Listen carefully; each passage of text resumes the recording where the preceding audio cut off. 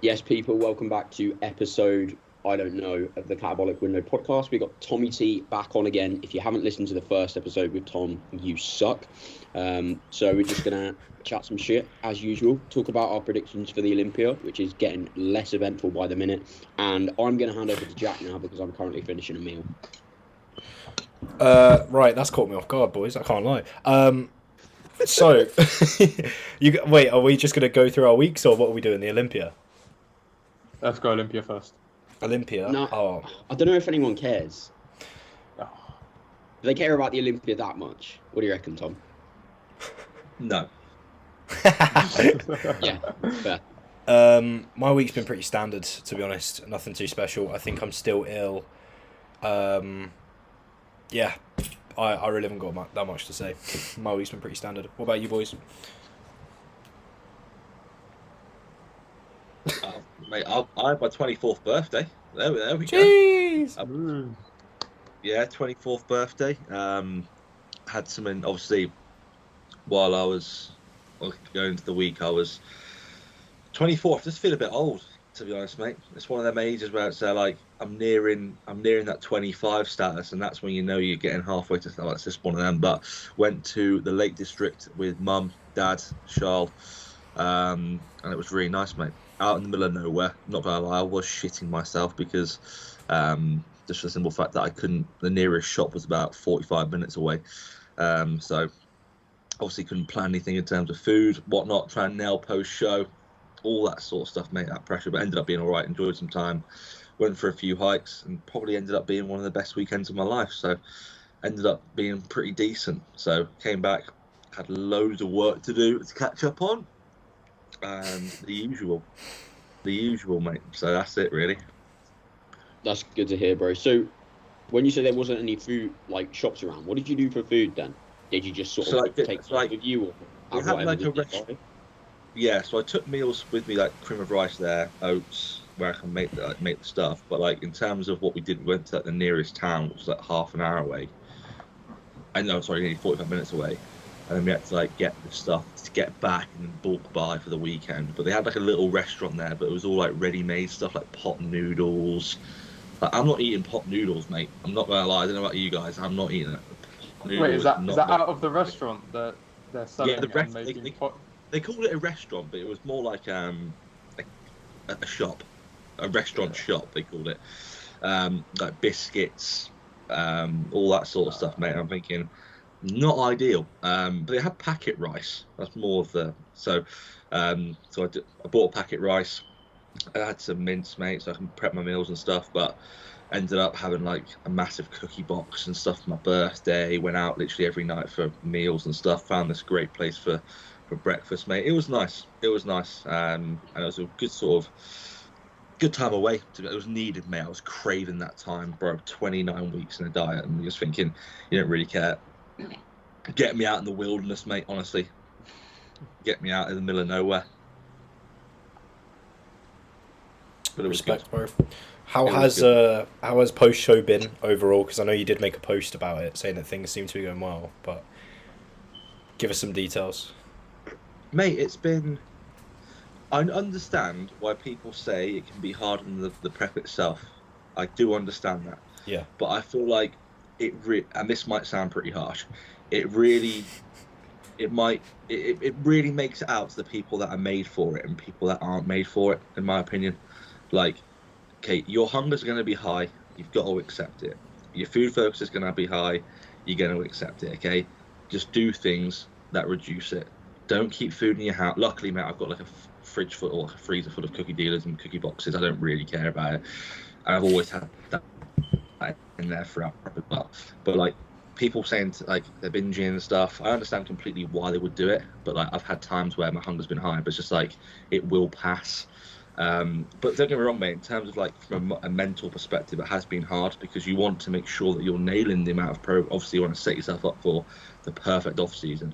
But I think a lot of it is down to external stresses from seeing other people as well. It being like, I'm only 3 pounds up in 2 weeks. I'm still lean. I'm still looking like this. I'm still really good.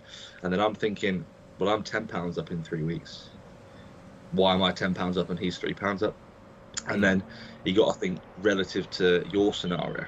he may like I was on what 1,300 calories like for like 6 weeks, so I'm going to be more sensitive to hit. It's all relative, mate. It's all relative, but you get in your own head, and then you want to make sure that you want to have balance and all that sort of stuff. And don't get me wrong, from a mental perspective, it has been hard. But like I said, that's where the sort of time where it's sort of like made for it, and you like sort of crave into it, or you don't.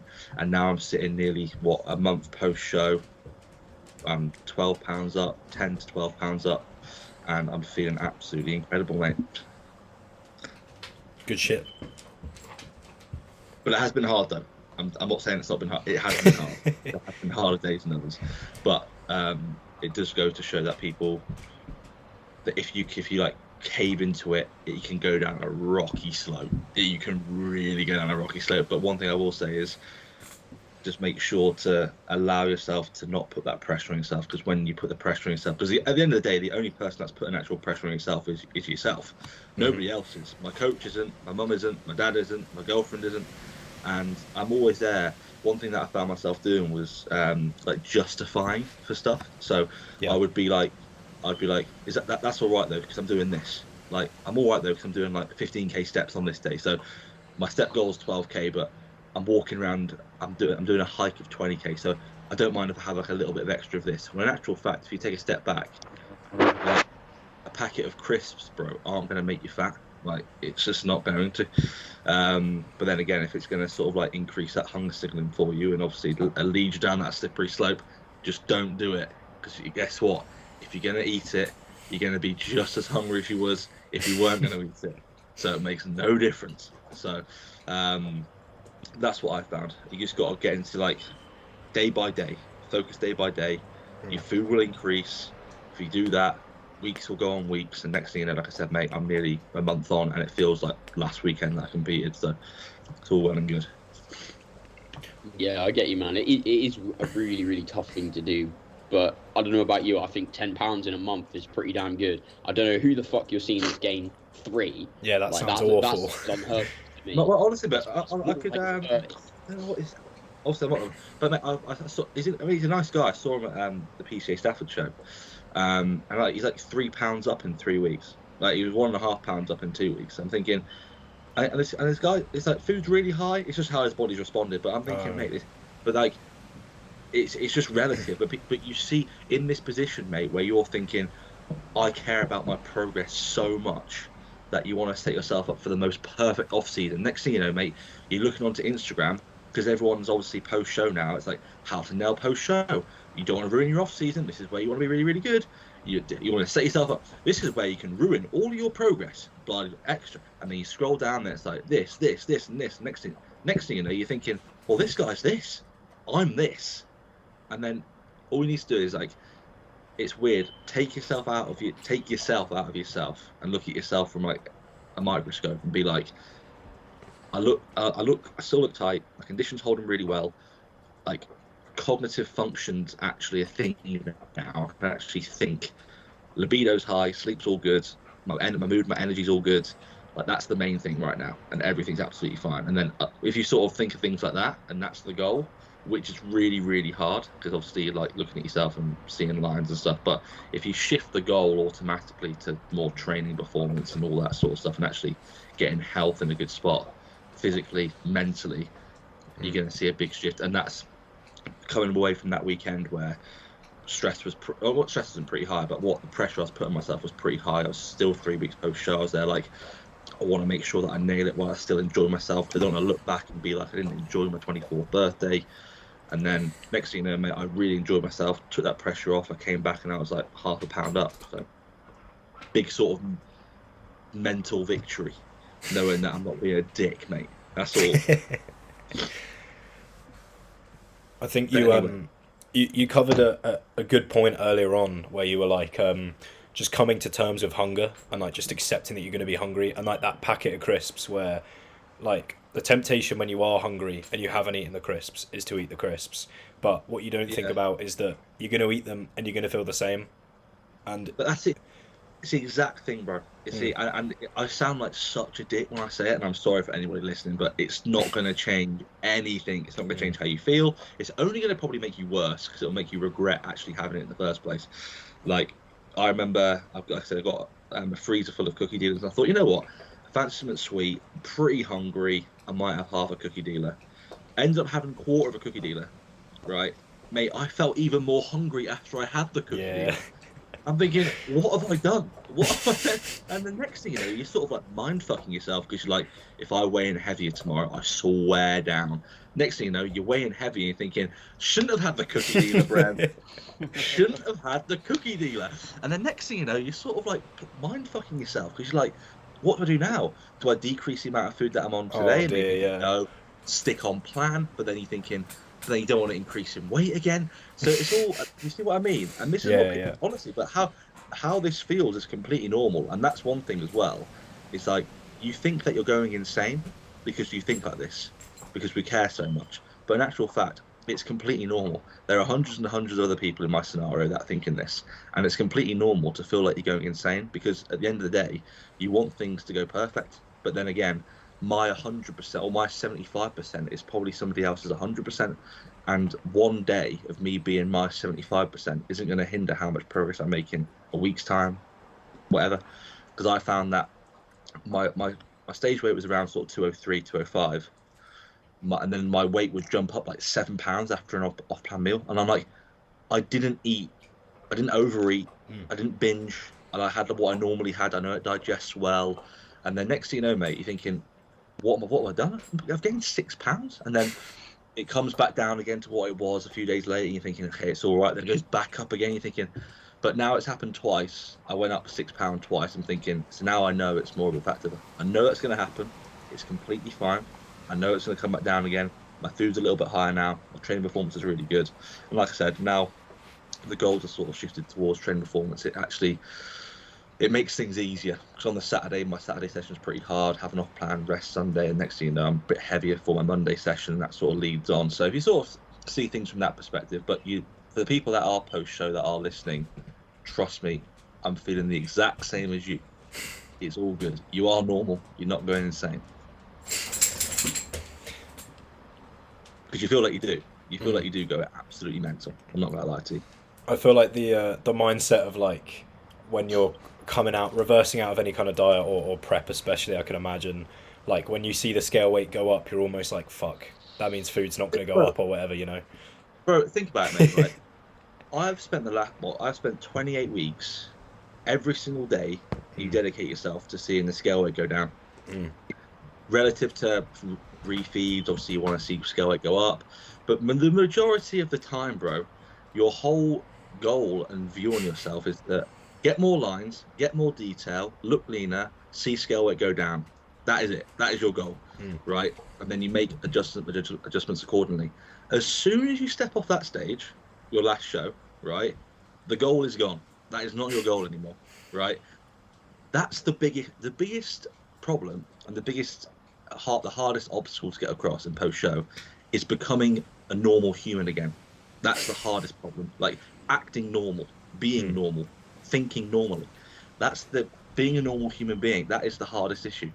And when you sort of get your head around that, like, we're not normal right now, how we think is not normal. And when you start to like go to like a normal place, you start to manage things a little bit better. But yeah, man, it is hard. Like as soon as you step off that stage, like go for a meal. It's all right, you can go for a meal now. Yeah, go for a meal and then wake up, and then next thing you know, you can have anything for breakfast that you want. What? Don't weigh your food. No, okay. And if you don't want to do it, you don't have to weigh yourself because then you don't have to know how much you gained. Okay, then I get back on plan for Monday, but now the whole goal is to see less lines, see less detail, see scale weight go up, and see yourself get fatter. Decent, very, very good. So it's like there's no like middle ground. There's no middle ground, mate. It's as soon as you step off stage that happens. It's not this 6-week recovery phase, because the recovery phase happens straight away, where you're going to see body weight. As soon as you step off the stage, and you diving into your cookie dealer or whatnot, that's when the goal shifts. And people put pressure on themselves to be like, okay, well, why aren't I thinking normally? Because you've just spent 6 or 7 months driving yourself to one goal and one goal only, and dedicate yourself to that. So it is hard. It is hard, and people expect it to be a week, 2 week, 3 week transition. I'm a month ahead, and I'm still having like times where I'm thinking, oh no, I'm going to be sensible here. I'm going to pull back. But then I'm thinking, no, it's not going to make me look like this and feel like this and do this. And then you have to like sort of bring yourself back. No, Tom, let's be normal. Let's be a normal human being and not try and worry about how half a cookie pie is going to make you feel whatnot. Do you know what I mean? So Yeah. that's my perspective on things, mate. It's hard becoming normal again. I think the easiest thing that like you see it all the time, and like bodybuilders coming out of prep, is they're like, right, just keep the routine the same. You know, like the amount of people that as soon as prep is over, they do the same, but just like on a different scale. So they eat the same foods at the same times, on the same cardio, bed at the same time, and they keep that routine. And I think it sounds to me like whatever you can do after prep to just keep some semblance of like your head screwed on. And for some people, I think that is their routine. And so if they're just like, right, I'm just going to stay numb to the food and the scale weight and the hunger, and I'm just going to do prep for longer with more food, basically. And that's what... And that's it, mate.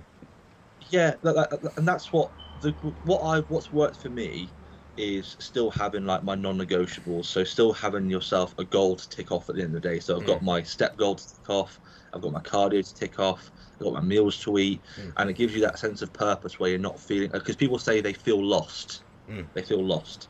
And I completely get that feeling.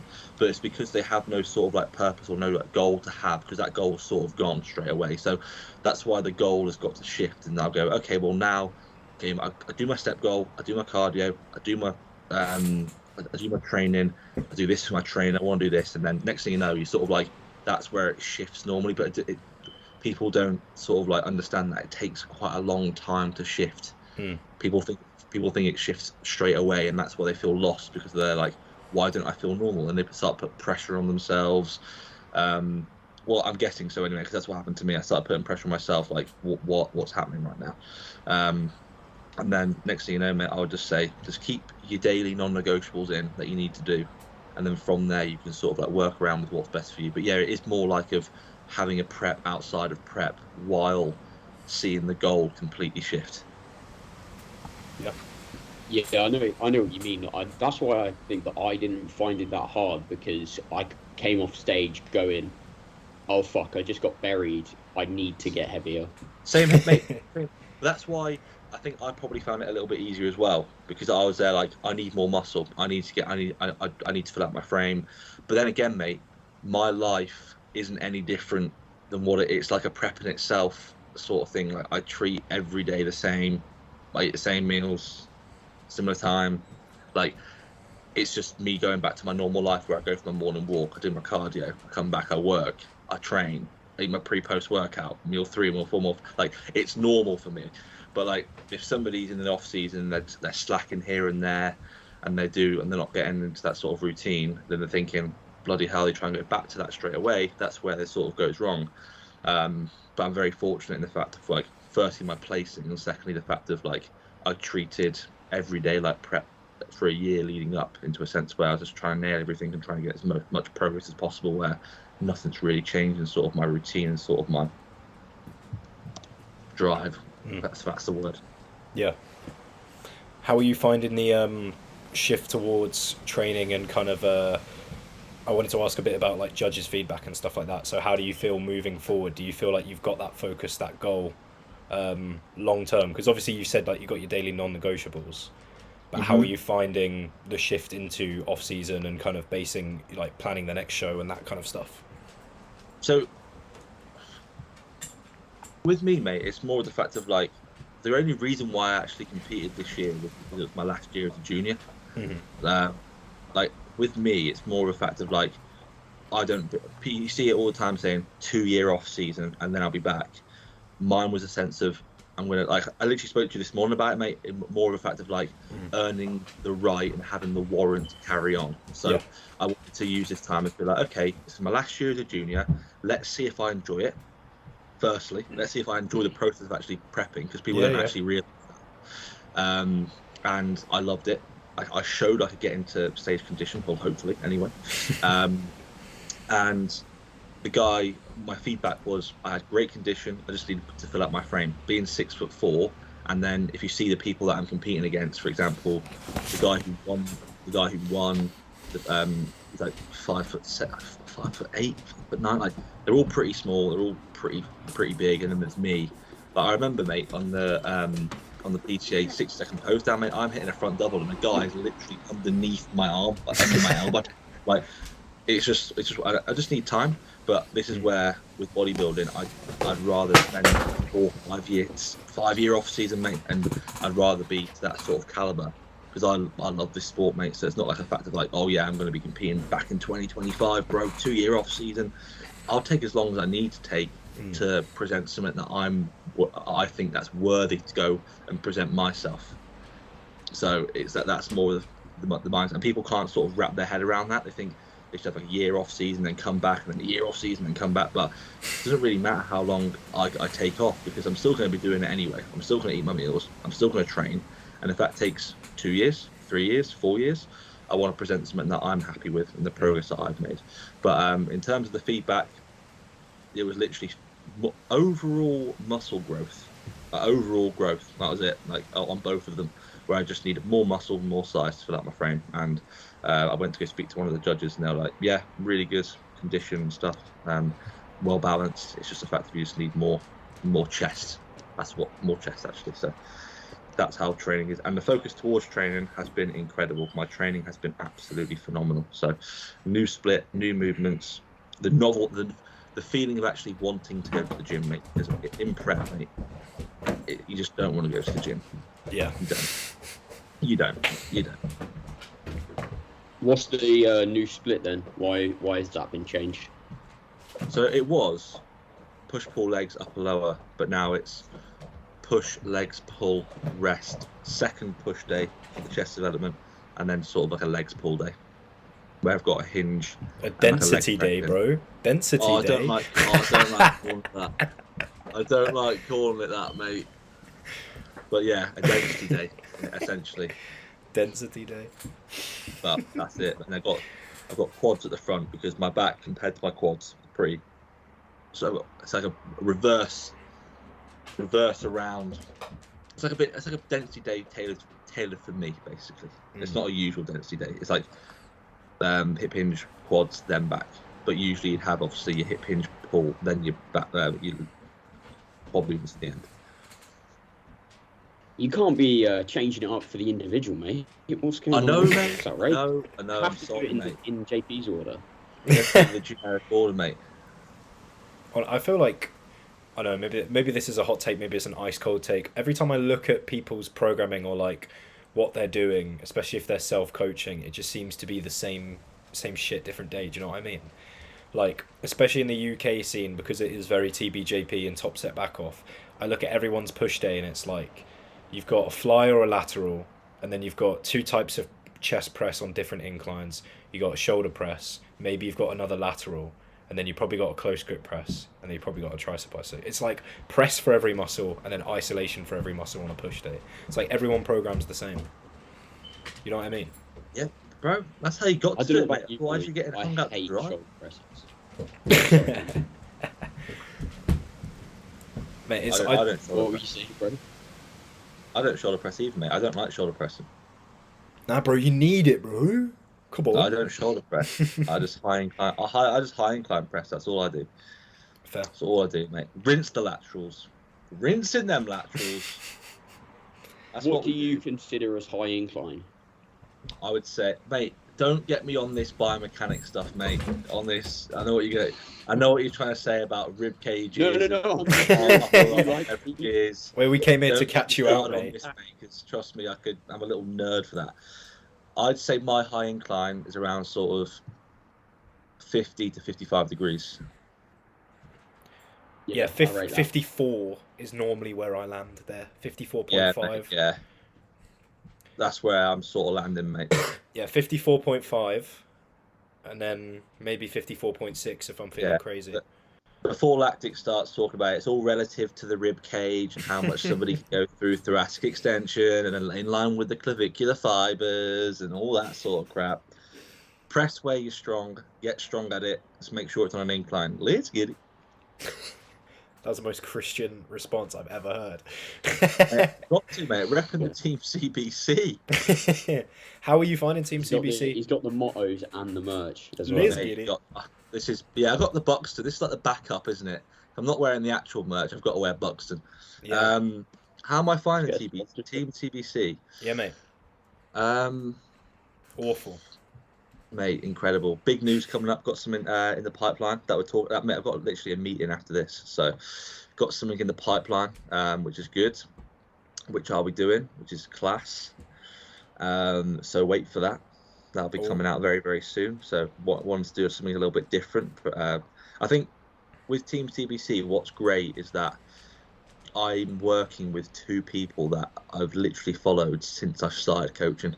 But I remember watching Tim's YouTube 3 years ago, and I've looked up to Tim for a while, for as long as I possibly remember. Obviously, with Christian, from not only from a business perspective, but also what he does from a personality perspective.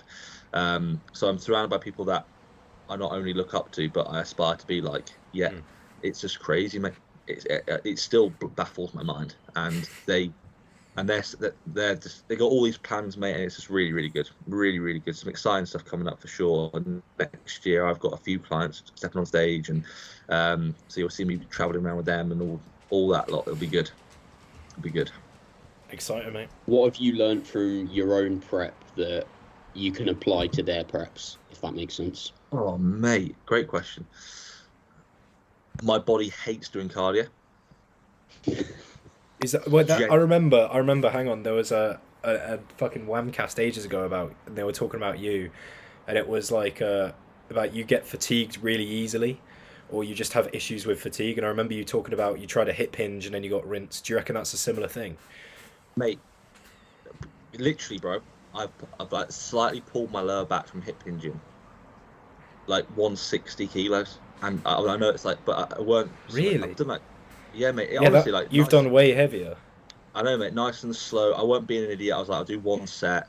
I'll do like 2 RAR. Like I'd probably say I could probably do like 180. Next thing you know, my lower back pulls. I'm thinking, so I'm being purposely conservative on these movements. But yeah, I just fatigue really easily, mate. Really, really easily. So we jumped cardio from like 5 times per week, 30 minutes to like 6 times 40 or something, which I was absolutely sound with.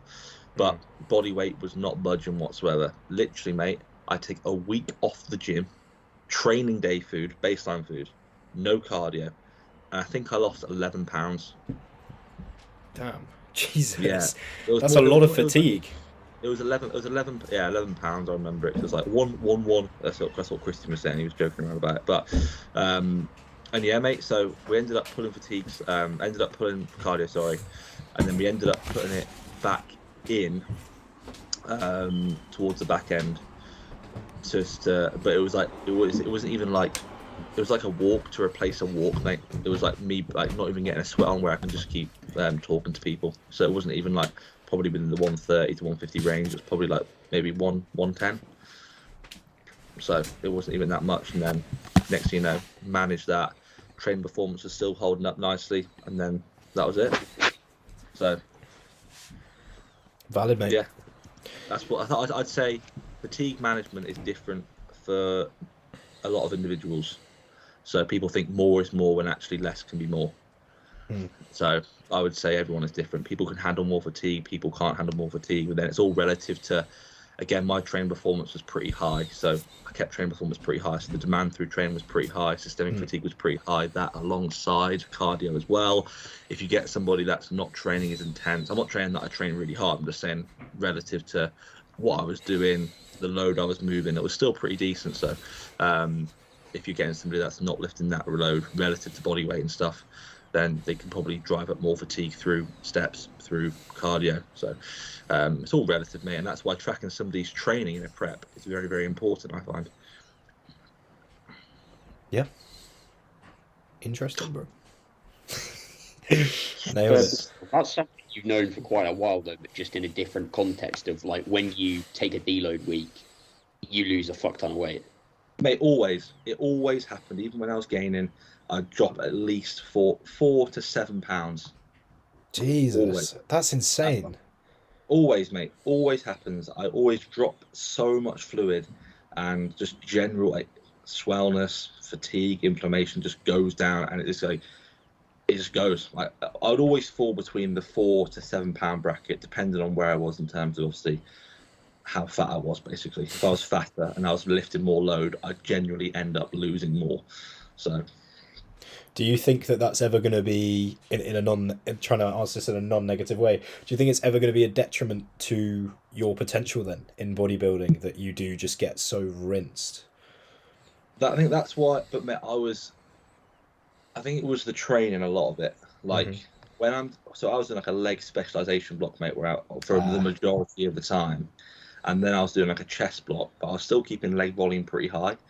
So, for example, if like RAR training, that's what I was doing now. But I am doing top set, back off set now, which I do find that I'm on week 4 and I'm not feeling that fatigue because I'm doing less. But yeah, if you might have seen the leg blocks, mate. But like I'm doing 5 sets of a ham curl, 5 leg press sets.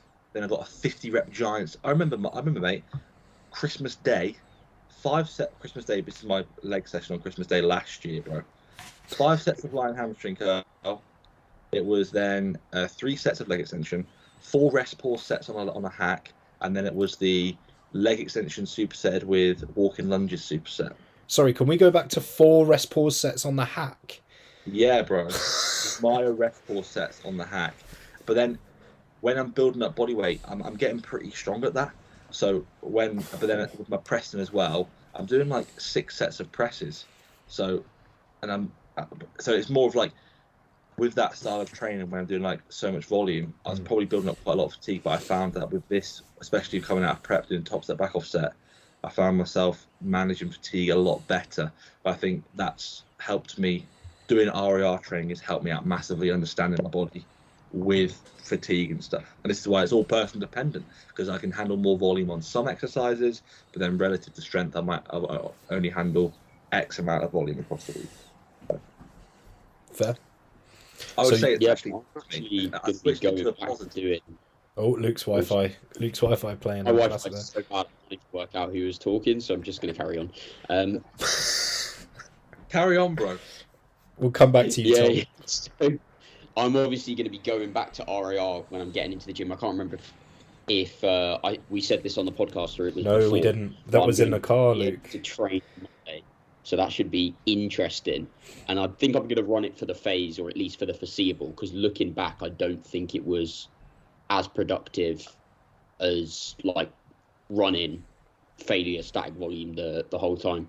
But what I was going to say, Tom, was how do you find the specialization blocks in terms of how well they work, psychologically, how are they, and then like where would you use them? So firstly, I would only ever use a specialization block to somebody that actually needs a specialization block. The amount of people that do specialization blocks when they need more muscle everywhere baffles me. Just go into the gym and just do a whole body specialization block. So firstly, I think specialization blocks are great. If you can get a person into, like, if you say to somebody, you need to build up your legs, you need to do 3 sessions a week of lower. If you can get somebody to absolutely smash that for 3-4 training blocks, they're going to grow. But a lot of people don't do specialization blocks because guess what? They're pretty hard.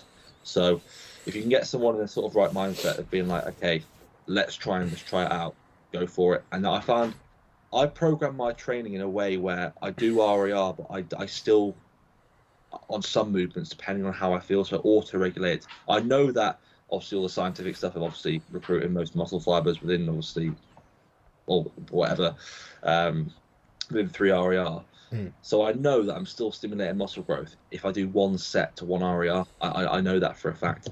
So it's more of a sense of like, I don't have to go into the gym knowing I'm going to bury myself.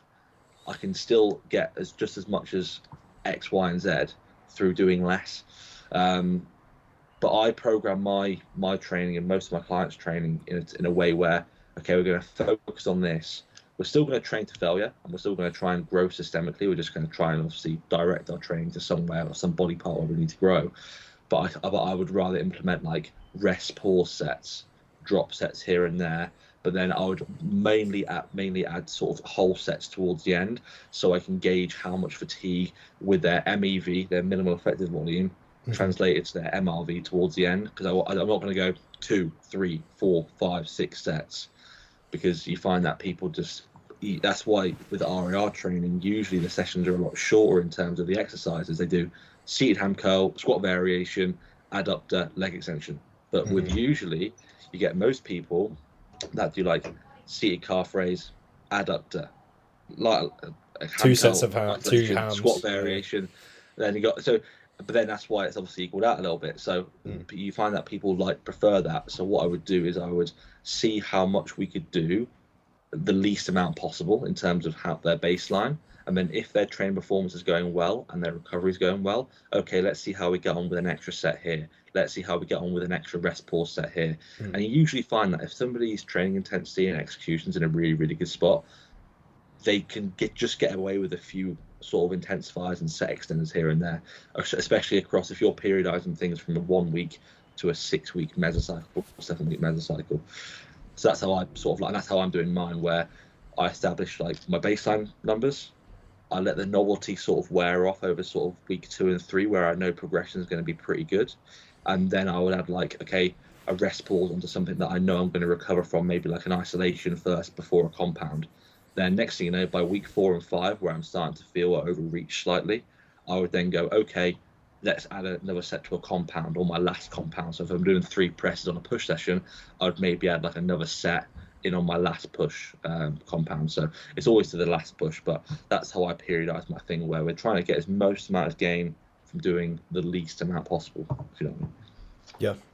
One thing that I've been doing with people is, instead of, so if there's a particular muscle that they want to focus on, instead of just hammering it with volume, putting an actual focus on the lift. So say if with all our clients, I'm sure we all encourage them to get lifting footage and like submit while they're in the gym, but I'll have like certain lifts that are non-negotiable. So say if I've got someone who's trying to grow their quads, instead of being like, right, we're going to go to like 6, 8 whatever sets of quads or like 6 sets of leg extension, whatever, I'll be like, no, we're going to keep things at MEV or just above. You're going to keep a really high attention to detail, and you're going to film every single set for me, including your warm-ups. And then I'm going to give you feedback on that. So sure, so you can send me lifts on everything, but I want to, by a bare minimum, see your quad sets. And I think a lot of people, it is just a case of like, they don't necessarily need to do more. Like you said, they just kind of need to learn how to get the most out of something. Like a lot of lacking body parts are kind of a symptom of some issue with their training. Either, like for me, my arms are wank because I never took them seriously, because they were at the end of my session and my focus was lost. Same for delts. So now I make a specific effort with myself to like make sure that even if I don't post them, I film those and I watch them back, and I make a real effort. Like those are the sets I probably get more amped for than like my legs or whatever. Clip that bit right there.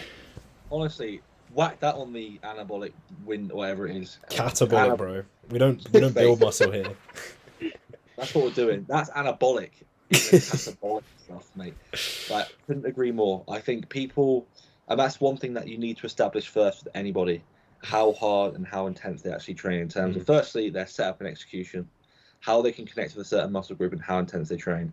Those are the variables that when you look at somebody, and you know as a coach what you're looking out for in terms of, and you know from somebody's first month of progression how intense they've trained and how much they're going to progress and how hard they train. And you know that with somebody where they might not be able to train as hard, and you keep pushing them and you keep going, do this, they still can't push themselves. They still can't get to that. And that's where I go back to prep in terms of like, some people are built for it. Even though intensity and training intensity is a skill that's learned over a period of time, some people learn that quicker than others. So you probably find that some people that can't train that intense will need more volume to get the same amount of somebody that can train really hard and go for 2 sets rather than 4 sets. So this is why every plan is individual. Some people might go, how many sets you got? oh yeah, I'm on 5 sets of quads. Whoa, why is your coach programming 5 sets of quads? And then you actually go and see him train, and you're like, oh, that's the reason why you need 5 sets of quads, because you're training at 15 RAR. Nice. But you might have somebody who trains at like all-out failure between 0 to 1 RAR all the time. They have 1 set or 2 sets, and they're growing really well. And you're thinking, well, why do they need less than what I do? So I would always assess, firstly, your execution and everything, set up to make the execution good. But intensity, that is what's going to build, obviously, the muscle. But yeah, I think that's an absolute great point. Clip that, whack that on, bosh. The other one you've also got is the people that take their sets to failure, but it's not the target muscle that's failing, it's their ability to generate momentum with a load of other shit. It's the inertia crew. Yes, bro. The inertia crew. I can Cybex hack 5 plates, but it's all, knee and ankle, basically. Mate, people who like Cybex like 8 plates per side but have no legs, I'm like, you're doing this to... Every time you get on the hack, you're saying, I'm going to progress this to grow my quads. How have you not clocked that you're one of the strongest hackers in the gym, and you've also got one of the shittest pairs of legs? I will fall into that bracket when I was about a year and a half ago, when I used to be able to I was like stacking the leg press. But okay, and this is a fact, I'm actually doing less load on legs now than what I was doing to 18 months ago. And my progression throughout my lower body has been significantly greater than what I was doing previously. And that's a big ego thing. I think it definitely is an ego thing, especially if somebody that wants to lift heavy, wants to feel like lifting heavy weight. But sometimes actually understanding that, sometimes taking that step back, or 15 steps back to take 16, 17, 18 or 30 forward is really important. But you feel like you're just like losing on months and months of progression, but in actual fact you're actually progressing yourself for months and months ahead. So yeah, that's what I would say. That's also person dependent though, because I see more and more nowadays people who go the other direction and are scared to add any load to their lifts at all, and execution has to be perfect.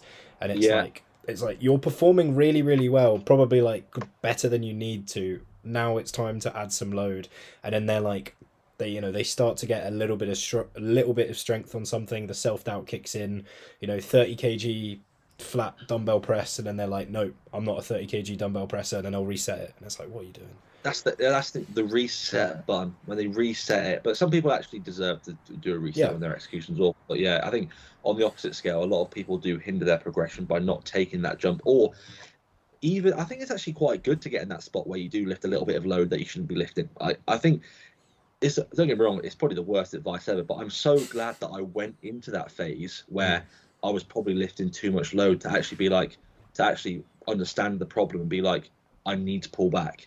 And then that sort of propels you forward. Other than being like, oh no, I can't take that 2.5 kilo progression because my 7th eccentric on that 10 rep set was a bit too quick.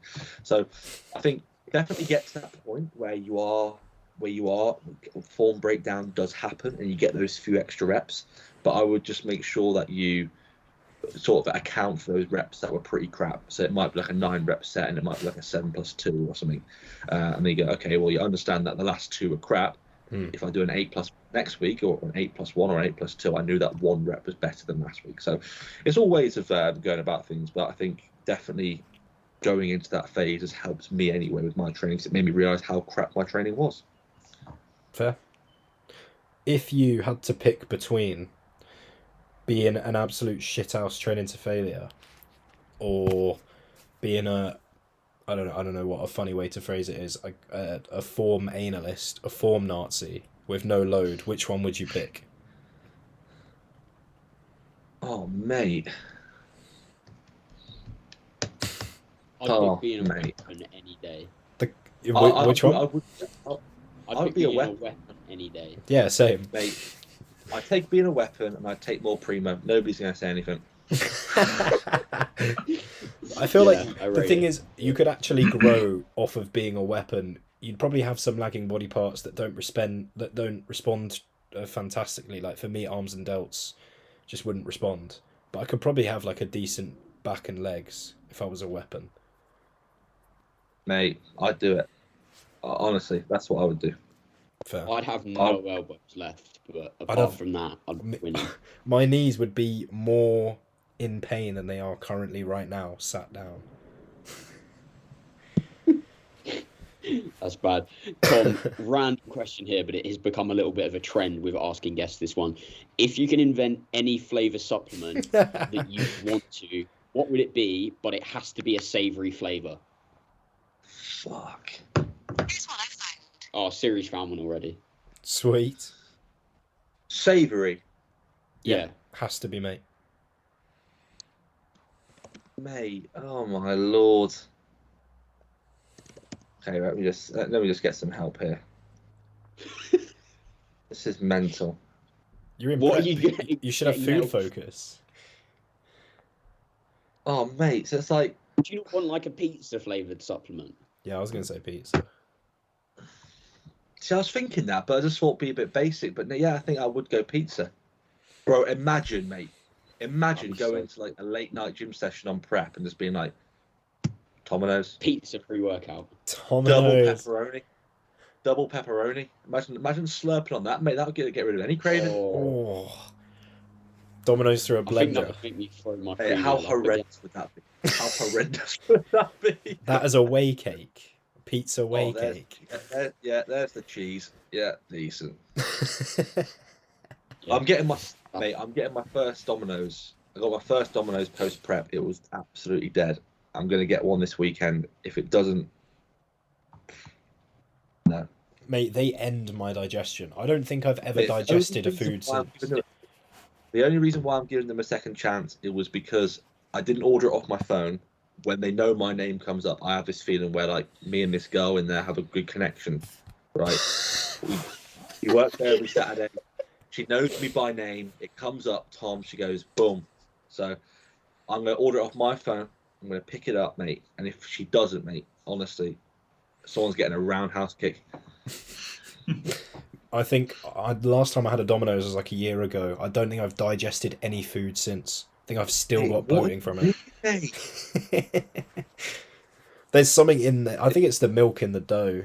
Mate, I do agree, mate. I did have, after my first show, I did have a Papa John's because I knew that I knew the Domino's would ruin my digestion. Yeah, Papa John's on So top. I made the choice there. I do put Papa John's and Domino's. It's like a reoccurring theme, the Domino's thing, man. But I just put. It's just because I feel it feels more of an off plan. It's more greasy, it's more shitty. So it just feels more of an off planny to me. Fair. It's not fair though, man. I should go for the nicer food that digests better, to be honest, should I? But who gives one? That's the thing, though. It's like it's one of those that I don't struggle with like pretty much when your food gets high, right? You can pretty much fit most things. Like I could go and fit a Mackey's into my calories, but it's the stuff that doesn't digest well that I crave the most. Because like if I fit a Domino's into my plan, there's no way it's going to digest well. So I'm going to gain like 5 pounds off it. So I might as well full. It's like it's bad, but you want it. Yeah. Mate, by the way, I'm not with an off-plan meal. I'm not adding it into my calories, bro. It's going on top of my calories always. Like what? I don't care whatever phase I'm in, mate. Right? I will have my meals and I'll just replace the last meal. Like I'll have it on top of what I'm already having. I'm not going to put it in. No chance, mate. And then I'm going to come back, have a cookie box, have some Ben and Jerry's, and that's me done. Mate, I'd need more muscle to carry that off. I'd get so fat so quick if I did that because my appetite is fucking stupid compared to the calories I eat. Tom, There we go. it needs to be Haagen-Dazs. What are you talking about? Ooh. Mate, I got Haagen-Dazs, mate, but it was just a bit deserts, mate. I got the Biscoff one. It just tasted that. like Salted caramel is the best. It's like the only one that I can have at the moment because That's all the of them salted- got the salted fucking caramel. bits. No. then, but you can get salted caramel from anywhere, mate, and it just tastes the same, in my opinion. So No, because it's got like liquid bits of caramel in. It's not just like okay, flavoured ice cream. I'll get that one this weekend. Yeah, give me a Valid. review. Give me a review. There we go. Tom, There we go, I'll get that one. what does Christian think of your off plans if you're going that heavy? But it's not, mate. That's not heavy for me. Really? That is not heavy, mate. My weight comes back down to what it was after like 2 days. That's mental. That's crazy. Like, me being heavy, bro, is like buy one get one free Dominoes. Eat both. Like have and then a cheesy garlic bread on the side, and then I'll have. Mate, I remember my off plan in peak off season was buy one get one free Dominoes. So I'd get the same Dominoes. Shah would have like 2 or 3 slices of maybe even 4 slices of one. So let's say 1.5 Dominoes. I get 3 Krispy Kremes, and then I get a cookie dealer and a Ben and Jerry's on that, and then a cheesy garlic bread. That's And mental. my scale, and on some, my scale weight would actually come down on the next day. That's You're a But lunatic. usually it would go up. So how heavy but were you? it will get to a point where the scale weight will probably stabilise at that. To be honest. How heavy were you, mate? Oh mate, 260. I was fat, mate. I'm not getting to 260 on this push up. No chance. What do you reckon you'll chance, get? mate. 240, 230? I weighed in this morning at 215. I reckon 240. Genuinely, 240. Pull back down, then go 260 after that. Fair. I got to Fair 260. It was ridiculous, mate. You saw the love handles on them ones. Shame. 300 when? Mate, give me a couple of years. Give me a couple of years. Yeah, but you have to do it to know that you've messed it up. Again, But mate. anyway, boys, it's going to try and. I think it needs to happen. Sorry. You need to You need to do it. Mm. It needs to happen, mate. You need to get fat. Nobody got big without getting soft. Push your body weight up. As long as you know that you can diet back down again, and don't do a 70-pound prep like me. But still, like, as long as you push body weight up to highs, and you know you can, but you know you can diet back down again. Please do it. I would. It's where I made my most progress in terms of training performance, in terms of how I felt incredible. So I made sure that I was obviously literally treating it like a prep in terms of food that I was eating.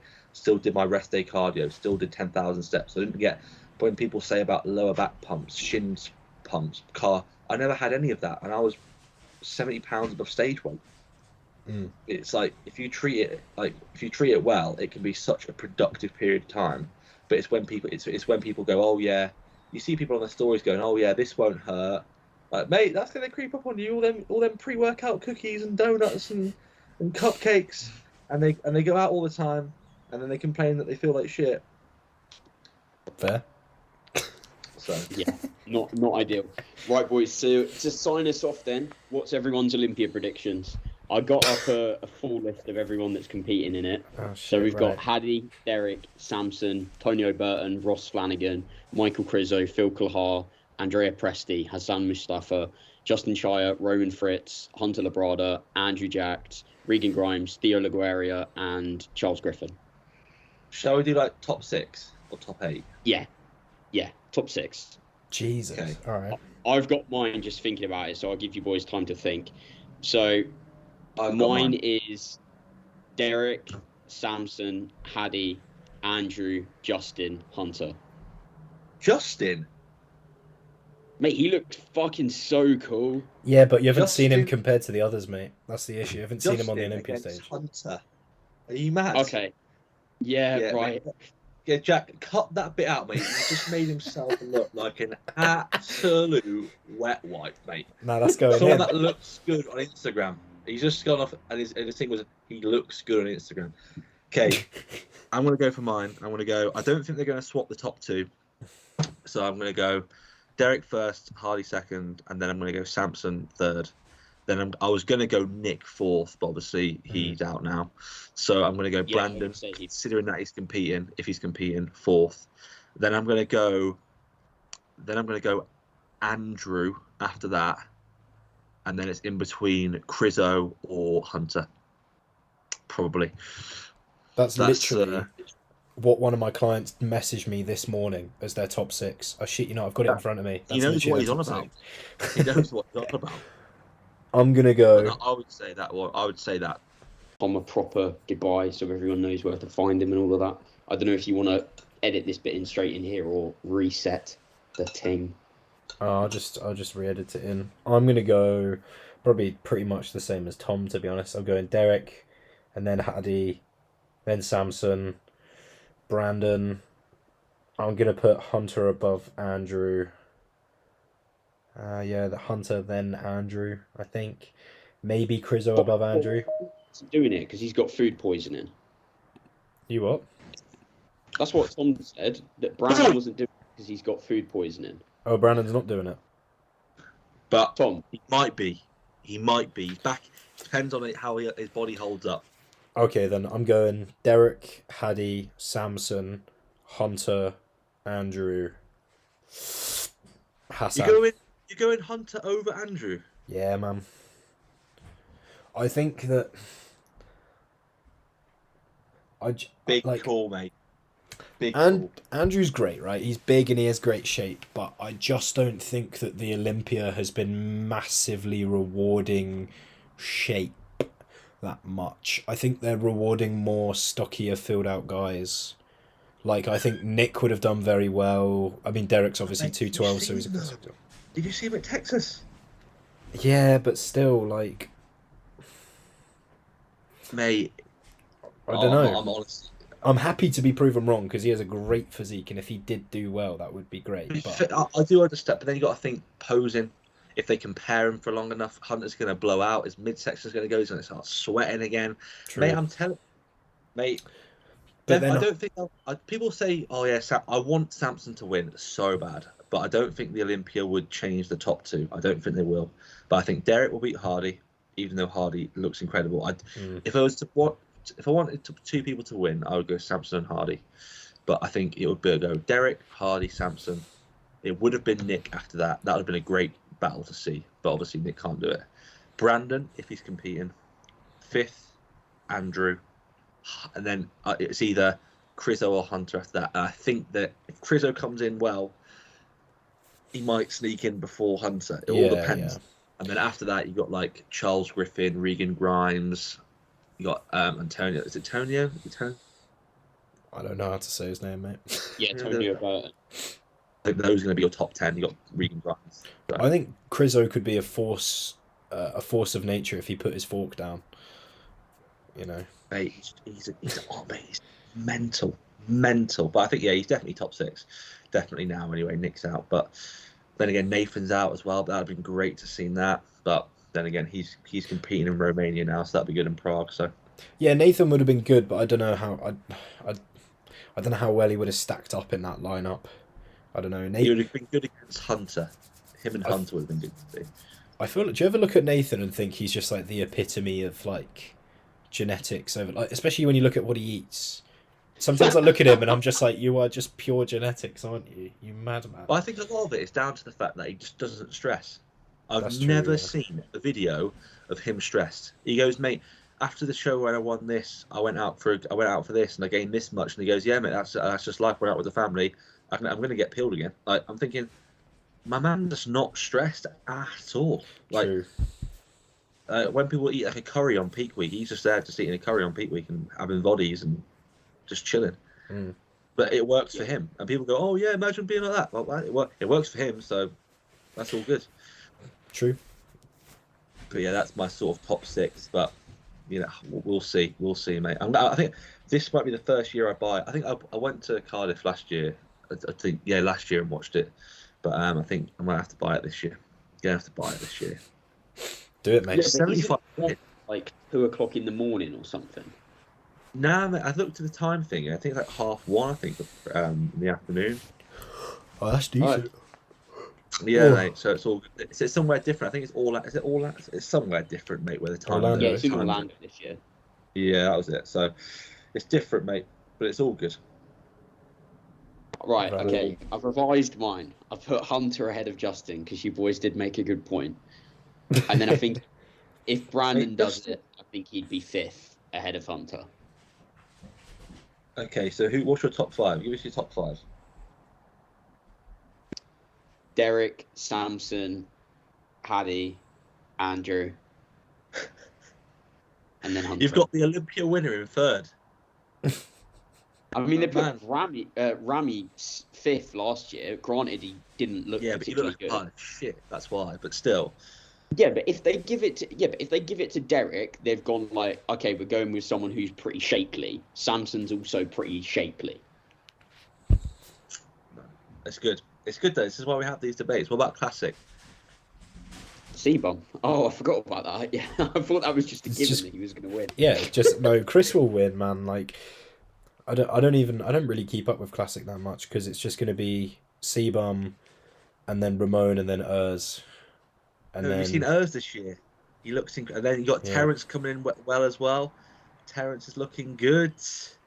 Okay, who will be And then- second in Classic? That's the real question. That's the first place. That is I think that is the best. If you come second in the era of Chris Bumstead, it is like a first place. It literally is. Mate, I would feel like a first place. Imagine Ronnie Coleman in his prime. Obviously, I had like Jay Cutler, but mate, if I'm coming second to Ronnie Coleman, I'm taking that as a first because there's no fucking chance of beating him. yeah, you know that any other era you would have won. Yeah, I think It's just that one. Ramon and Urs, that'll be good this year. But I think I want it to be Chris, Urs, Ramon, Terence. But I want Terence to do better because last year he let himself down a little bit. So realistically, I do think it'll be Ramon, Terence, Urs. I do think that'll be quite good if that was if they both come in 100%, Urs and Terence, that'll be mega. Fair. Right, boys, I kind of need to shoot off because it's getting late for me, and I've got to walk the dog and make sure I spend some downtime with Chloe before bed. Apologies. That's all Mate, good, bro. never apologise because that's the main thing you got to do, bro. Because I've got to do the exact. But mate, it's been good. Thank you for having me on. I thought to say that at the start. Firstly, thank you for having me on. Appreciate it. No Hopefully, stress, my G. I'm starting to get a little bit of life back in me now. Off-season Tom's coming back. You can probably get hit a little more ranty, a little bit more opinionated. I'm sorry if you guys were offended. Sorry, but yeah, when you're not yourself for a long period of time, when you start feeling somewhat human again, it's quite nice to just get it off your chest a little bit more. Fair enough, mate. Where can Yeah, man, for sure. We love it. We love offending people. We love trying to get cancelled. It's great. Oh god. So, yeah. where can people find you and all the shit you're doing? Well, they probably know me through Christian, so look through Christian's profile, and then you'll see me somewhere there. But if you want to, if you want to see my Instagram, I don't know what my name is. I'm going to get it up now. Tom Taylor. It is Taylor. Taylor _ There we go. That is my name. Tom Taylor _CBC. Give me a little follow, and yeah, thank you. I appreciate you having me on, boys. It's been absolutely incredible still. Anytime, big man. Good to speak to you. Much Right, love, boys. bro. See you